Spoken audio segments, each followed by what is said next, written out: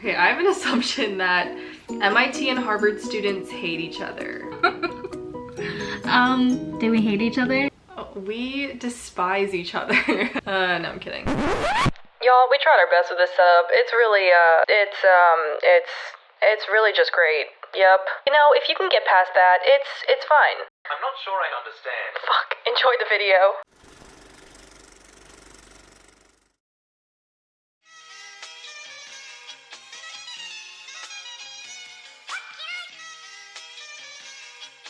Do you want to do like intros? Like, this is so...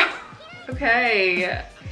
Hi, everyone. Say hi to Christine. This is the situation going on right now. So, me and Christine asked for some assumptions about MIT and Harvard on our Instagrams, and we both got a lot of responses. Yep. So, we're gonna be addressing some of them today. And, you know, going over what's true and what's not, and what's a myth and what's reality. This is such a ratchet setup, but it's okay. It's okay. Let's start. Let's jump right into it. Start with our assumptions. I have no idea how to start a video anymore. Okay, so I got a lot of the basic, like, everyone's elitist type beat, you know? So what is your experience at Harvard dealing with elitism? Well, I would say first off, it's a yes and no that like a lot of the students are elitist / entitled, because like there are just huge disparities, I think, with like the types of people that are here. I mean, I guess it depends on your definition of entitled and elitist, but I met people who it's like when I have casual conversations with them about like where they're from or like their families, like you can tell that they have a lot of money, and it's just like that's so natural to them, and I'm literally like I'm at a loss for words because it's like I didn't know like that was possible, like that kind of lifestyle. For the most part, I would say a lot of the people I meet don't necessarily act entitled, more just like not necessarily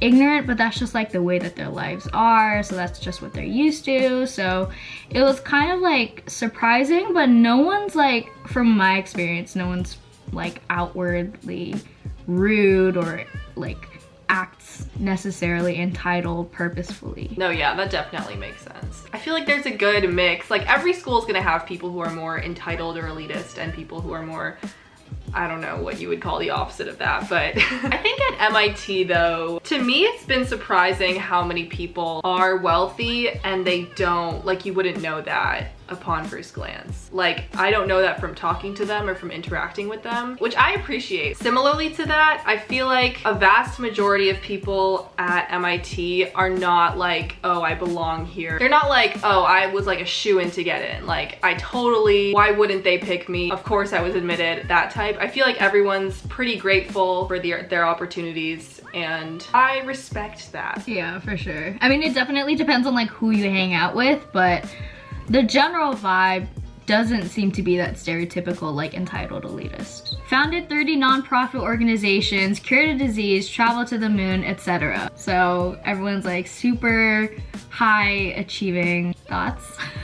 Okay, so my thoughts on this topic. Everyone is pretty high achieving, and I feel like imposter syndrome is definitely very real. It's like kind of crazy when you think about some people in my class and what they've achieved, but there are also people who are more normal, like me. So yeah, people at MIT are definitely high achieving, but again, I feel like every school has like some proportion of people who have just like done amazing things, and you look at them and you're like, wow, they've like done so much. Yeah, definitely some high achievers in my student body. Yeah, definitely. At Harvard too. Yeah, no, for sure. It's like, I think unless there's someone whose name like you knew before coming, occasionally you have like high profile students, like that's always a thing, I think. Like besides that, you won't really know until after you get to know them, because no one's really like going around bragging about these things if they are like high achieving, but they're definitely there. Like there are people who are like, oh, you know, like I'm gonna compete in the Olympics like in a few years, or like I helped find the cure to X disease by doing research, you know, in like 8th grade. So it's like there are people like that, but it's I mean, one, it's certainly not everyone. It's just like a few people like that are definitely there. And then, like I said, you won't really know until after you get to know them or someone tells you like, oh, did you know that that person is like royalty in that country? So, I mean, it's like they're there, but they're not like obvious necessarily. No, I totally agree with that. There are obviously going to be some people like go around not necessarily like bragging about their accomplishments, but they come up in conversation and then you're like made aware of them. But then some other people you just like won't suspect at all. And then like one day I was stalking my friend's LinkedIn and I was just like, wow, this kid's done so much, but like he's never said a word about it. So yeah, it's definitely like there are people, but you might not know about them. MIT is more competitive than Harvard, like in a sense of competing against others. The assumption is basically that Harvard and MIT are both very competitive in terms of like students competing against each other. Do you want to go first?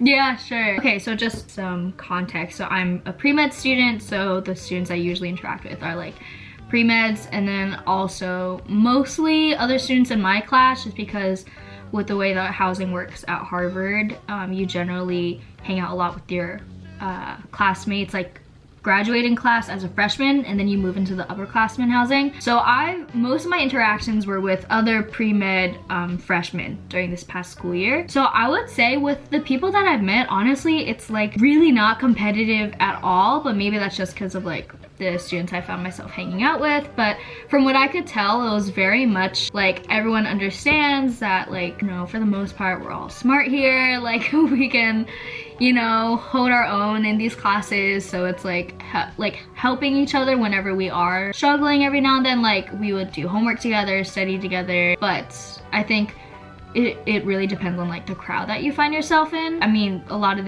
those like introduction like science classes, those could be like hundreds of people, so it's very, you can definitely tell some people are in it to win it. Like with the elitism concept, like it just depends on who you see and interact with. Like they're definitely there, the students are there just to achieve, but for the most part everyone's there to like have a college experience, which isn't like necessarily too competitive. I think I would say the same. Maybe it's just the people I hang out with, but I'm pretty sure like as a culture in general, our school is pretty like everyone helps each other out. I've never seen anyone like ask for help and then get denied help because they were competing against someone else. Like I've never seen that or experienced it. For the most part, I think MIT classes are actually designed for people to work together. So, you know, we get like P sets every week and they're like, yeah, you will not be able to do this by yourself. You actually have to work with other people in order to get this done. That very much like facilitates group learning and like helping each other out. Yeah, I really don't think we're that competitive at all. Maybe I've just been fortunate, but I think. I mean, I guess if you're talking about like every once in a while, like for example, like research fairs, like where you're gonna go talk to labs, like I know like a lot of my pre-med friends went to that, so that was a little bit stressful for like everyone, just because a lot of people are talking to the same labs and stuff like that. So maybe things like that where you're coming into direct contact with each other for like opportunities. I guess like those are the only instances where I would think that it seems vaguely competitive, but even then no one's like outright like vicious, like no one's gonna be like out for your neck or anything like that. I feel like that's pretty typical of like college experiences, like nothing unique to MIT or Harvard. I've gotten like two types of assumptions that are, it's like one or the other. So everyone has perfect mental health and is always grinding without ever feeling burnt out. But then I've also gotten, you guys like never get any sleep and are studying 24/7. What are your thoughts on sleep, mental health? Yeah, well, I definitely say that mental health, I feel like there's a very big variety of like people's mental states and mental well-being. But one thing I think that is good about MIT is that they are pretty accommodating when it comes to mental health, and we have a lot of, you know, resources established that will kind of help you when you're in like a bad situation and you need help. In terms of like studying 24/7 and like not getting enough sleep, that's definitely true to some extent. There's a lot of studying that's going on, especially if you're like an athlete or you do a lot outside of classes. Juggling that can be very hard. I know like my dorm mates would like stay up all night trying to study because they had like soccer practice and then they had to start their homework and then they were up at like 3 a.m. studying. But But there are also people that I know who like sleep for 12 hours a day and they're just like chilling. It works for them. So, but yeah, there's definitely like some of like all sorts. Again, like what I'm seeing with like most of these assumptions is like it's like yes and no. So like there are definitely people who like quite obviously have their stuff together. So it's like they get perfect 8 hours every night, they're able to go to office hours on time, eat 3 meals a day, like go to every lecture, get like decent grades.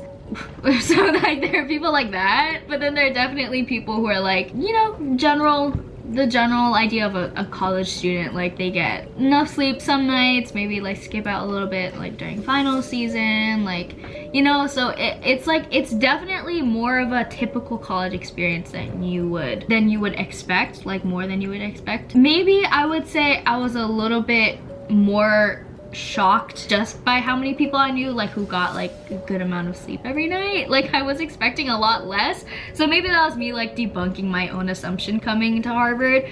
But for the most part, people have like pretty decent like schedules of getting enough sleep and, you know, doing what they're supposed to. And for a lot of these assumptions, I feel like you can just like generally assume that our schools are like more normal than you think they are. Like it's pretty normal and there's a large variety and we're not like all of the same type. Okay, I have an assumption that MIT and Harvard students hate each other. We despise each other. No, I'm kidding. Do we hate each other? I mean, no, it's like friendly rivalry. Okay, we say that we have a rivalry with you guys, but I'm pretty sure that's like one-sided. Like there's the Harvard-Yale rivalry and like probably Harvard and something else rivalry. At MIT, we like don't have a rivalry on the same level as that, so we just say that Harvard's our rival, but I'm pretty sure it's one-sided on our side. Okay, maybe not one-sided. I mean, I would say just Harvard Yale is probably way bigger. I mean, just because that's like a whole thing. Like it's just like it's like sometimes kind of childish, but it's just like for fun. But I would say there's like 2, you know, top colleges or whatever in Cambridge. Like there's that rivalry. Yeah, that makes sense. Like I feel like there's that proximity, like location-based rivalry. It's like, oh, across town. We're like a 20-minute walk away from each other. And I still like never go. It's like insane. Yeah, I've gone like twice. But it's, you know, just for kicks. Just for funsies. We don't hate each other. I have one that says nobody has any idea what they're doing and are honestly living life to the fullest. I vibe with that, yeah. Like again, there's like a mix. There are some people who have like they came into MIT knowing what they've wanted to do since like the age of 12 and they're just on that path and they're gonna follow it and they're gonna be super successful and amazing and like good for them. And there are also definitely people who don't have that like same knowledge. Like the assumption said, some of us don't know what we're doing and we're just living life to the fullest. Yeah, starting right this second, I'm gonna live life to the fullest and not know what I'm doing. What about at Harvard? What do you think is the I would say define live life to the fullest, because there are definitely some people who are only there to like network, but there are certainly people who are there to actually live life to the fullest and make lasting friendships, figure out what they want to do with their lives, have fun. I think you should live life to the fullest though. The not knowing what you're doing though, it's like some of us. Yeah. Okay, so I'm filming this intro like after the fact. So Christine is sadly no longer with me. That was just a little bit of the MIT and Harvard assumptions that we got. We filmed a part 2 on Christine's channel, so make sure to go there and check it out. I'll leave her link in the description box. And yeah, that's it. Hope you enjoyed. Oh my god. I know that like a lot of people like to group Harvard and MIT together, and a lot of people have these like preconceived notions of both schools, so that's why we kind of decided to make this video and talk about like the differences between our schools and the similarities and what's true and what's false. So I hope that gave you a little bit of insight into our lives respectively at each school, and I'll catch you on the flip side. This whole experience has been a struggle, but it's fine, we got through it. Okay, bye.